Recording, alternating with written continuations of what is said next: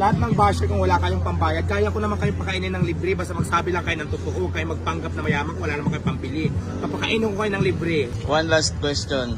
Dahil nga ikaw ay isa na sa mga sikat ngayon sa social media, ano yung masasabi mo sa mga taong mga humahatak sa'yo pababa? I don't care. Wala akong pakialam sa inyo. Kung basher kayo, basher is basher. Kasi, tandaan nyo yan.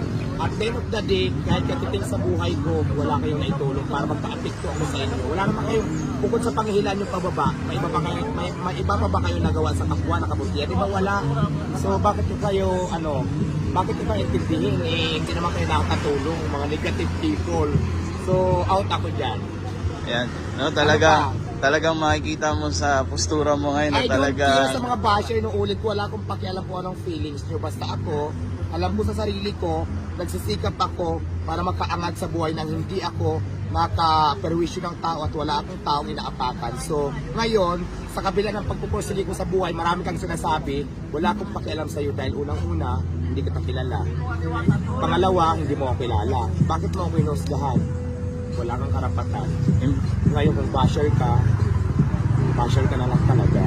So yun lang. Imbitahin mo may mga basher mo. Lahat ng basher kung wala kayong pambayad, kaya ko naman kayong pakainin ng libre, basta magsabi lang kayo ng totoo, kayo magpanggap na mayaman, wala naman kayong pambili. Papakainin ko kayo ng libre. Yun lang. Mabait akong kausap at saka napakadali kong kausap. Diba? Para lang yan sa mga basher yung walang pambili. Libre ko kayo. Baka mamaya dumumog dito eh. Basta basher na walang pambili. Yun lang. Salamat. Masarap ba? Yes! Sulit naman.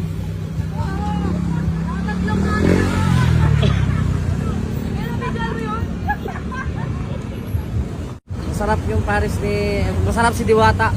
Si Diwata ba? Hindi yung Paris? Second choice na lang yung yung Paris niya eh. Masarap po, masarap. Sulit na ba sa 100?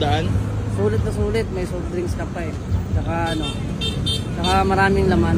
Hindi ka Ayun. mabibitin. Yun yung importante, no? Parang hindi niya tinipid sa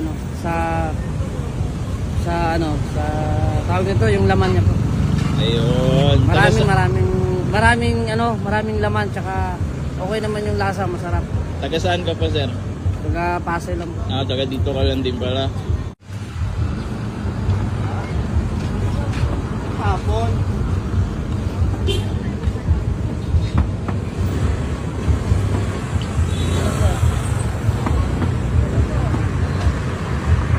Sa Facebook ba sir?